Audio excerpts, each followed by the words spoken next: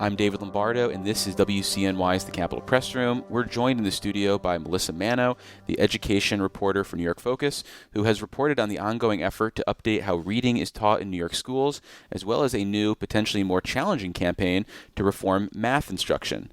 Thanks for making the time, Melissa. Thank you so much for having me.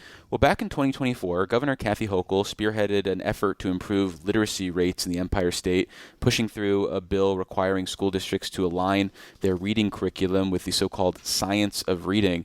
Can you expand on the problem that the governor was trying to address at the time? And was there reason to think education for reading was lacking in New York in some way? Totally. I think it's important to sort of set the scene nationally. So across the country, over the past decades, schools have experienced a decline in performance, predominantly in reading and in math. In education, we love to blame everything on the pandemic. This trend began prior to the pandemic, but certainly the subsequent disruption to in-person learning exacerbated it.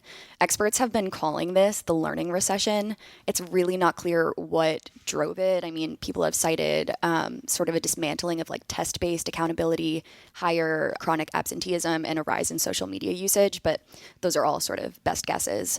But in response to that, we've really seen a wave of state-led legislative reform to reverse those trends, and the highest profile of which is the science of reading, which, without getting too much in the weeds, though I can if you'd like me to, it's a phonics-based approach that is essentially grounded in this idea that reading is not innate and requires explicit instruction to teach children skills like sounding out words, for example.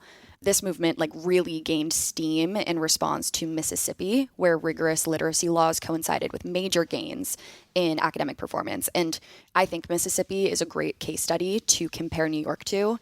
It is widely considered the poorest state in the nation, spends maybe a third of what New York spends per student.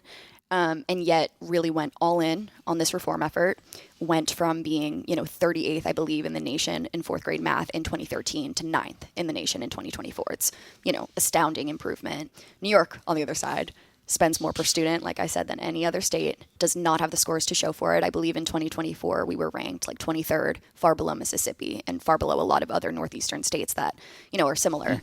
And so this literacy law was Governor Kathy Hochul's attempt at making up for lost ground.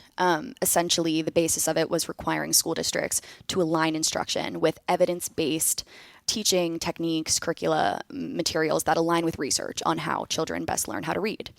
What we know now is that perhaps, advocates' perspectives is that the law didn't really have the teeth to ensure that school districts make the shift. It left it up to individual school districts to evaluate what they're using in classrooms and decide whether or not it aligned with best practices. Well, can you expand on that a little bit? Totally. Because it's my understanding that historically, curriculum decisions have been left up to school districts. So anything that is going to impose some sort of state mandate or state control is going to be a big shift. So was this more of a light touch that the legislature and governor tried, or was this a strong mandate? Yeah, in terms of New York, it was a strong mandate.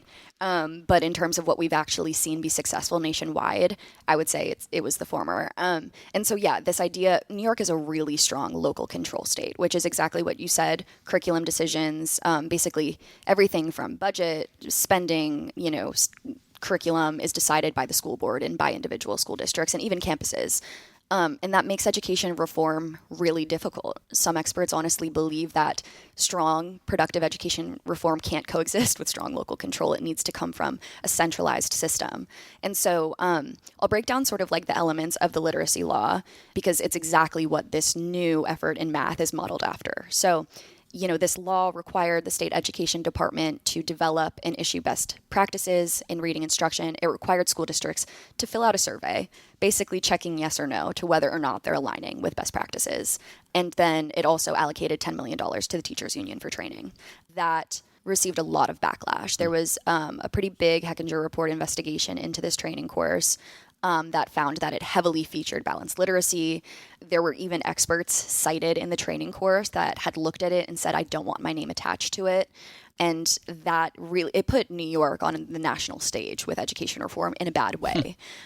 advocates have found issues with all different parts of this law, but the piece I was most interested in was the survey responses. And, on one side of I think this bigger debate is you can't ask administrators to say yes or no to whether or not they're doing what the state's telling them to do. There's a lot left up to interpretation there. The survey did ask school districts to submit the curricula that they're using in classrooms. That is really the first look that we've had as reporters into the curriculum being used in New York school districts, because, like you said, that's not something that is there's no list of approved programs that the state is providing. The state education department is very direct in saying we do not recommend curricula, approve any, require districts to adopt a certain, from a certain list. And so by analyzing those responses, I found that more than 130 school districts in New York State are still relying either completely or partially on programs that heavily feature the exact educational techniques that Hochul set out to replace. Did you get a sense of why that is? Is it just recalcitrant school districts that think they know best, or maybe they've had good luck with their balanced approach to literacy? Or is this stem from just, I guess, the status quo and its inertia that it has? Yeah, I think it's a mix, but there certainly is a belief in New York that, among advocates at least, that the status quo is strong and will win, and that there is hesitation to take on anything that could potentially disrupt or upset the teachers' union. And so this was a case of that. Teachers that are currently in New York classrooms went through pipelines and higher education programs that really championed balanced literacy. I mean, for the last 2 decades, balanced literacy dominated U.S. classrooms. And while a lot of states have shifted away from it in response to mounting evidence that it doesn't actually produce better educational outcomes for students, and in fact can do the opposite, I think New York has a lot of school districts doubled down on it. One of the strongest proponents of balanced literacy is Lucy Calkins. She's a Columbia University professor. So strong association with New York State.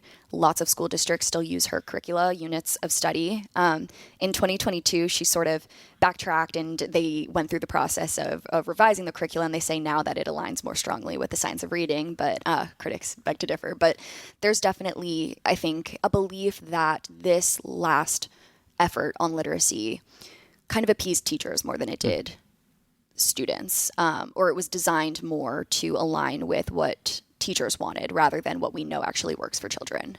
Well, given that history of teaching that balanced literacy approach in schools, and as you pointed out, this past training practice that has been the norm for teachers, was it reasonable to expect that school districts starting in 2025 would be able to adopt this new way of teaching literacy?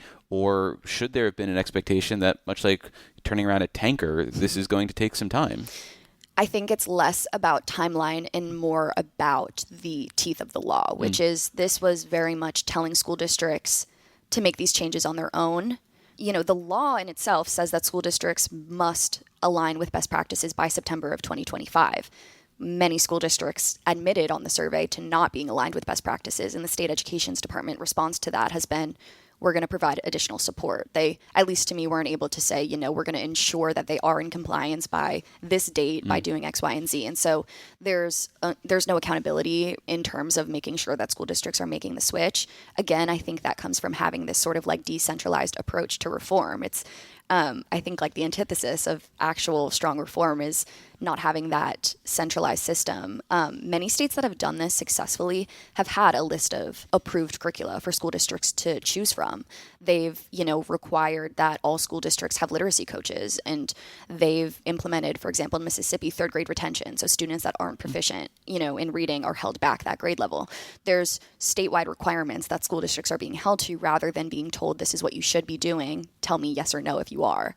And so I think that rather than pushing back a timeline and still relying on that sort of like school district led approach, what advocates at least want to see is more comprehensive reform and the adoption of some sort of statewide literacy framework that all school districts are being held to instead of letting them develop it on their own. Well, I want to turn our attention then to this effort to overhaul the teaching of math in schools, which, while there are parallels to this effort to update how reading is taught in schools, it does seem like there is less of a consensus on what the right way to teach math actually is, as opposed to, as you mentioned with literacy, this consensus about back to basics. So again, sort of the same premise. What is the issue in teaching math in New York? Are we seeing lackluster test results? And what is the, I guess, alternative to the status quo? Yeah, absolutely. We are seeing lackluster performance, even more so, I would say, in math and in reading. New York ranked, I believe, 38th in the nation on fourth grade math on the National Assessment of Educational Progress. We are far behind most other northeastern states, I believe, other than Maine. Massachusetts outperformed us by 17 points. I mean, the disparities are pretty astounding when comparing us to similar states. And so, yes, math is a huge area of concern. It's not surprising that the governor and other legislators are turning their attention to this, but like you had mentioned, there's less consensus in math. While the research has been around for a long time, the movement around state-led reform with math is still in its infancy. Not a lot of states have really taken this on. And so New York doesn't have a lot of models to draw from.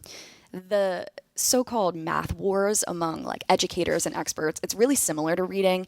One camp believes in this explicit instruction that children learn best from a teacher providing step-by-step instruction and demonstrating skills. Think of like a traditional classroom with a teacher at the front writing down problems on the whiteboard, making students model it after them. Whiteboard. Now you're making me feel old. It was a chalkboard. It was a chalkboard. Okay, my day, so Melissa. you can hear the chalk on the Yes. chalkboard. Love that sound. But then on the other camp, you have people who believe in a more inquiry-based model that really teaches students to explore math, to explore concepts, to build a conceptual understanding that they can apply to other problems, and to really sort of like build this enjoyment, that math should be enjoyable. Now, the science of math, like the science of reading, is that former camp, that this idea that there needs to be explicit instruction, that it's great for kids to enjoy math class, but they need to have those foundational skills in order to enjoy what they're learning. And so there is still a lot of debate. The thing about education reform is that it's often vague, and the laws itself are often around language like evidence-based instruction. You hear that a lot. You hear that a lot. Every time I hear that, I kind of like wince a little bit, because you can use that. You can find evidence for any sort of pedagogy or ideology, and that is what happens. That's why there's so many different types of curricula that school districts are purchasing, because any program can say they're evidence-based. There's evidence for anything, right? And so I think the biggest takeaway for math from my conversations with researchers and with experts and with advocates is that in order for this to be effective and for it to work, New York State has to define evidence-based math, because it's not currently defined in the law, as being that explicit instruction grounded in building foundational skills. And sort of past attempts from the State Department to provide guidance in math, they've taken more of that exploratory approach. And so that does raise some concerns with advocates. It's unclear. The State Education Department has to provide that guidance by January. So they're in the throes of it right now. And we will see. It's something that other states have gone through the process of doing, but they've enlisted the help of a lot of experts. And I think that's the hope here, that New York will sort of open up and enlist the help of lots of people who do this for a living, rather than just kind of go at it on their own. And we shall see.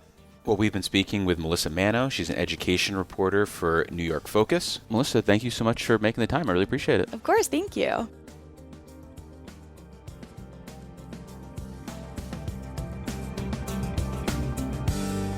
Support for the Capitol Press Room comes from O'Donnell and Associates, a public affairs firm providing strategic guidance to businesses and nonprofits on navigating policy and regulatory issues. More information is available at o'donnellsolutions.com.